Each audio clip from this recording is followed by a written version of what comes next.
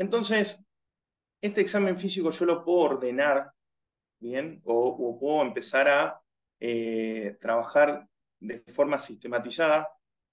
Cualquier persona que venga hoy por vértigo, mareo e inestabilidad, siempre hago este examen físico, indistintamente que en el relato piense que sea BPPB, que siempre puede sorprender. Y esto es un trabajo ya del 2009, donde el protocolo HINTS, dentro de las primeras horas, 24 a 48 horas, se demostró que tiene más sensibilidad que una resonancia. ¿Y qué combina? Test de impulso cefálico, el que vimos recién, del movimiento seco, el tipo de nistagmus, si está o no está, y qué características tiene, y el test de skew, buscando justamente esa corrección vertical, si la tiene o no. Entonces, el test de impulso cefálico, ¿qué es lo que puede ocurrir si está presente? Lo que va a haber es un delay. Yo hago un movimiento y por más que gire para la izquierda o para la derecha, yo miro la cámara, voy a tener siempre los ojos en la cámara. Ahora, si yo tengo alguna lesión en alguno de los dos o es positivo el test de impulso cefálico, yo lo que voy a hacer es, voy a girar para mi izquierda, bien, pero mi vista acompaña el movimiento de la cabeza y después vuelve. ¿Sí? Después la vista vuelve, como lo ven en el gráfico. Lo mismo que si yo hago primero una separación, ¿bien? Y le hago el movimiento para que vuelva al centro, se pasa y vuelve, ¿bien? Entonces, eso es positivo. Y acá van a ver un video, justamente, fíjense del lado, cuando hago hacia la derecha está bien, cuando hacia la izquierda hay un pequeño delay. ¿Bien? Eso es un test de impulso cefálico positivo para el lado izquierdo. Algo me dice que hay una simetría, al menos en el examen funcional, dinámico, del reflejo vestibulocular. ¿Qué? Lo tengo que contextualizar. Después el tipo de nistagmus. A grosso modo, bien, cuando hablamos de un nistagmus espontáneo, tiene características que uno lo va a orientar más hacia algo periférico o hacia algo central, como concepto general. Siempre el periférico va a tener una característica que es, siempre va hacia el mismo lado, indistintamente la ubicación del globo ocular, cumple la ley de Alexander, que ahora se los voy a mostrar, qué significa eso, y tiene un componente horizonte rotatorio. Siempre bate de la misma forma. En cambio, la forma central, ¿sí? Suele ser horizontal pura, en algunas posiciones en las cuales uno no lo esperaría.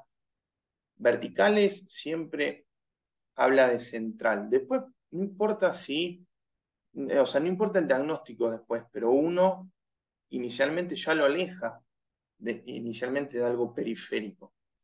Puede ser alternante y no cumple la ley de Alexander. Entonces, brevemente les traje este video que en una maniobra para un BPPB, que es la técnica de McClure, cuando uno la acuesta a la persona y la hace girar para un lado y después para el otro, el nistagmus que se tendría que esperar siempre es hacia abajo o hacia arriba. Bien, bate hacia abajo, geotrópico, o hacia arriba, apo, geotrópico, pero fíjense que tiene un componente horizontal. Entonces, un concepto que traigo a colación, que hoy en día ya, digamos, para el BPPB, para los que hacen las maniobras, siempre cada maniobra tiene que tener un nistagmus. Si aparece otro nistagmus, no es BPPB. El concepto hoy ya no es, no, pero le hice la maniobra de X-Halpite y le dio nistagmus y sí, era el conducto semicircular posterior. No, se tiene que acompañar con las características justamente de un nistagmus que justamente evoque el conducto semicircular que estoy estimulando. Entonces, algo central, por ejemplo, en este caso, después veo que es, ¿bien? Porque es una señora que venía de años con vértigo, con episodios. Era una persona que se está evaluando, pero al momento de hacer las maniobras, por más que el relato no pareciera, uno lo hace y es estamos más posicional horizontal. ¿Sí? Ven cómo gira o hace un movimiento. No cumple la ley de Alexander, que en realidad esto sería la forma más horizontal. Y acá les traigo justamente dos videos que los pueden descargar después del trabajo que les menciono recién del HINTS, porque son gráficos. Fíjense, es un nistagmus que bate a la izquierda. Mira a la derecha, disminuye, casi ausente. Y ahora mira a la izquierda y aumenta. Eso es ley de Alexander y es periférico. ¿Qué significa? Siempre todo nistagmus periférico, y vuelvo 2 segunditos al gráfico, siempre va a batir hacia el lado sano, por lo tanto, si es un nistagmus a derecha, en este caso a izquierda, la lesión que yo voy a pensar inicialmente es del lado derecho. Siempre es de la misma forma, bien, por más que lo haga mirar para un lado o para el otro, siempre es para el mismo lado, y a su vez la ley de Alexander que dice que el nistagmus va a aumentar la frecuencia de batidas cuando se dirige hacia el lado que bate, en este caso hacia el izquierdo, y va a mantenerse o disminuir o anularse directamente cuando bate hacia el lado opuesto. ¿Sí? Pero tiene que estar el aumento y el descenso. Bien, quedó, es bien gráfico, esto después en el trabajo que les puse, van a entrar en la página y lo pueden descargar. Ahora,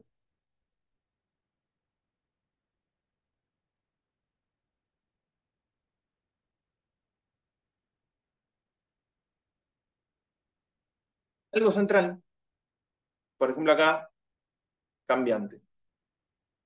Y fíjense en justamente cómo es el nistagmus. Primero va hacia la izquierda,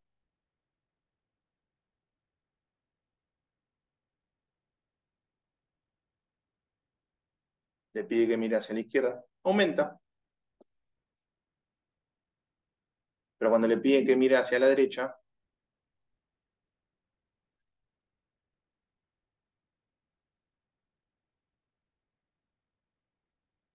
cambia.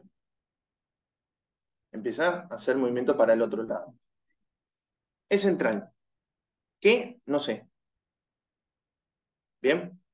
Y por último el test de skew, justamente esta corrección vertical, que es justamente una parte de la conexión entre parte del vestíbulo con el cerebelo, y al menos inicialmente me está diciendo que es un signo central. Bien, puede ser que la persona esté con una inclinación cefálica, pero al ser el test de skew, justamente lo que vamos a ver, van a ver ahora cómo se comporta, hace siempre correcciones, un globo ocular hacia arriba y otro hacia abajo. Fíjense, empieza a hacer una alternancia, una oclusión alternante, y fíjense, va para arriba, va para abajo, va para arriba, va para abajo, va para arriba, va para abajo. ¿Bien? Entonces, dos casos de justamente también que los pueden, todos estos, la idea se los traje para que justamente los puedan descargar y tienen toda la explicación del caso clínico.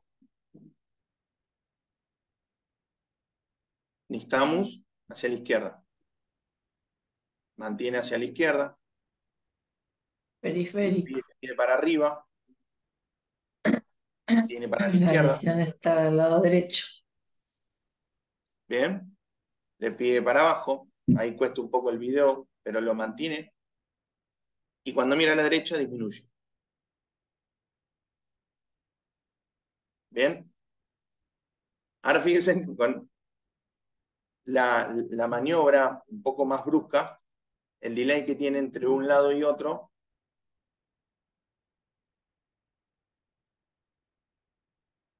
Bien, son maniobras bastante más bruscas.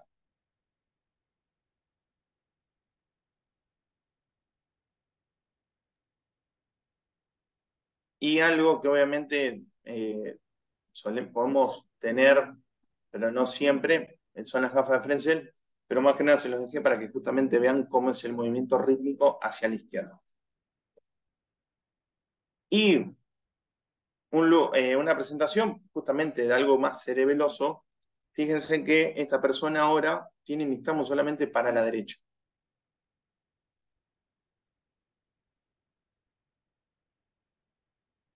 ¿Ven? No tiene nistagmus. No tiene nistagmus. Solamente hacia la derecha. No hay nistagmus tampoco cuando mira hacia arriba, que en un periférico lo voy a tener, porque siempre tengo una lesión que me está diciendo que hay una desinformación. Y ahora lo otro es justamente,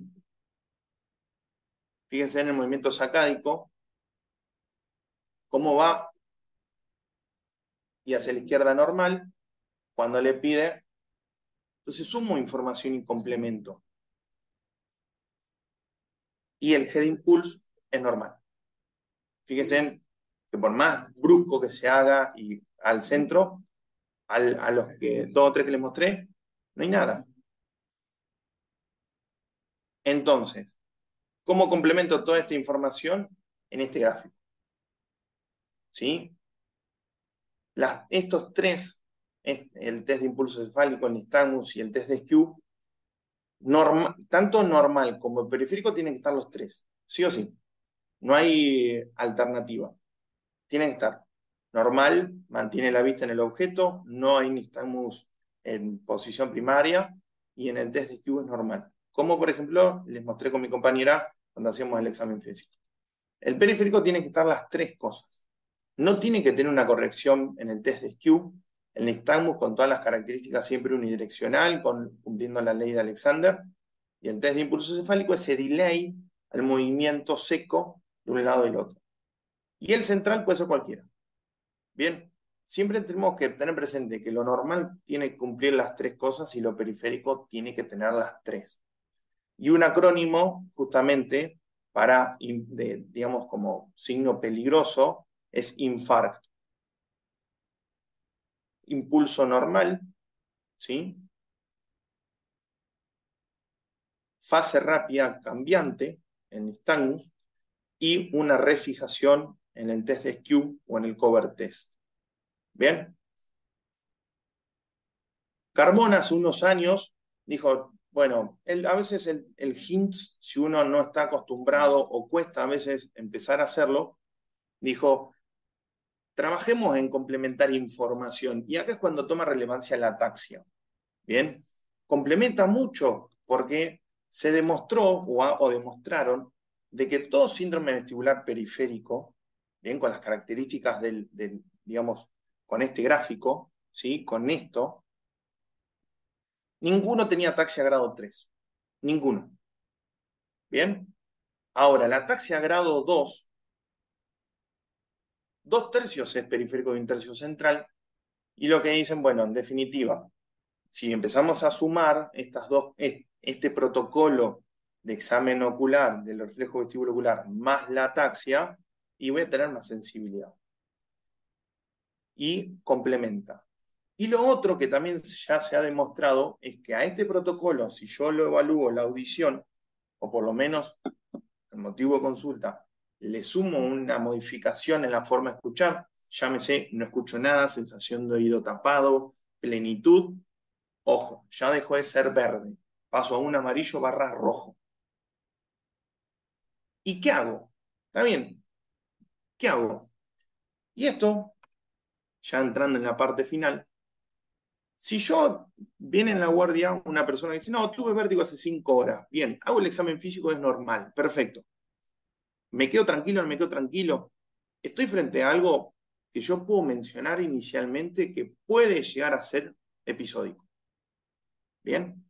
Y ahí voy a indagar, digo, che, hubo un desencadenante, era siempre el movimiento de la cabeza, de relato del BPPB, voy a hacer las maniobras. Arrancó de la nada. Bueno, por lo menos tener presente e indagar si hubo un dolor de cabeza, si hubo algún tipo de alimentación, de cambio, si estuvo o está ahora con alguna sensación de oído tapado, de hipoacusia, etc. Y esto, en este trabajo, en el T-Trait, justamente, fíjense, frente a algo episódico, el relato es algo desencadenado, el movimiento. Lo más frecuente es que uno haga las maniobras para el famoso BPPB, pero fíjense que haciendo la maniobra Dix-Hallpike, fíjense que con las famosas maniobras que uno puede hacer, tengo semáforos. Tengo verde, tengo amarillo, tengo rojo. ¿Bien? Y yo puedo estar frente a algo episódico que sea el primer episodio, incluso si tiene sintomatología, ¿bien? Que tenga algo en el relato, estoy ahora con vértigo y yo hago esta maniobra porque el relato pareciera que está desencadenado por algo y puedo pensar en un nixtamus típico y bueno, hacer la maniobra, perfecto, me quedo tranquilo. Pero también hay otros cambios que pueden llegar a tener una bandera amarilla y obviamente un nixtamus que no se correlaciona en lo absoluto, bueno, es semáforo en rojo. Y si es algo episódico espontáneo, bien, algo que arrancó de la nada, yo lo puedo ver normal o como una crisis aguda, bien, pero digamos que es algo episódico y que lo tuve y voy a la guardia porque me quedó, porque vomité, porque asusté, pero ahora estoy bien. También uno puede, tiene que empezar a dilucidar, decir, bueno, eventualmente puedo estar frente a una crisis aguda o tuvo una crisis relacionada a alguna de estas patologías, sí la tuvo, bueno, pero empiezo a ver un poco el relato, no me cierra, empiezo a sumar factores de riesgo y no me coincide mucho la clínica con el relato y con los antecedentes personales, y es un rojo o un amarillo. Ahora, tengo algo, hay clínica florida, central periférico. Central creo que más o menos uno ya sabe que va a estar internado o por lo menos abre el ojo y dice, bueno, a ver, ¿para dónde voy? ¿A quién llamo? Y el periférico, dependiendo de la sintomatología, muchas veces interna o hay que hacer un tratamiento brusco, endovenoso o intramuscular. Pero ¿qué hago? Y de vuelta, ¿hay algo que lo desencadenó? ¿Es espontáneo? ¿Cuál es el relato? Tuvo antecedentes. Entonces también de vuelta hay un semáforo verde, amarillo y rojo. Si hay alguna exposición, bueno, hay que empezar a ver, digamos, si tuvo algún trauma de la cabeza, algún medicamento, etc. Ahora, fíjense para el síndrome vestibular agudo espontáneo, ¿sí? El que empezó de la nada y que a mí me llega a la consulta con 5 o 6 horas. Yo no sé si es la primera crisis de un Menier. Yo no sé si eso central que yo veo termina siendo una migraña vestibular después con el otorrino y el neurólogo. ¿Bien? Entonces, frente a eso, ahí toma relevancia y fíjense en que es el protocolo HIMSS. De vuelta, el énfasis siempre va a estar en el reflejo vestíbulo ocular con estas tres maniobras, sumando todo lo anterior, el interrogatorio, todo el complemento del examen físico. Y fíjense en que un protocolo HIMSS bien característico, periférico, sin hipoacusia, no significa que no lo voy a internar, no significa que no le voy a dar corticoides, dramamine, Benadryl, Reliberan, lo que sea, pero el tiempo me va a terminar diciendo de que realmente era un episodio agudo periférico. El tiempo. El relato previo uno puede indagar, pero el tiempo me va a decir si realmente era algo periférico. Ahora, no hay nistagmus y el examen oculomotor, o sea, el examen físico es normal, no hay nistagmus, y bueno, ahí tengo que, capaz que lo dejo en observación, porque yo no sé si termina desencadenando algo rojo o termina siendo algo periférico. Y fíjense, Hints central, ¿bien?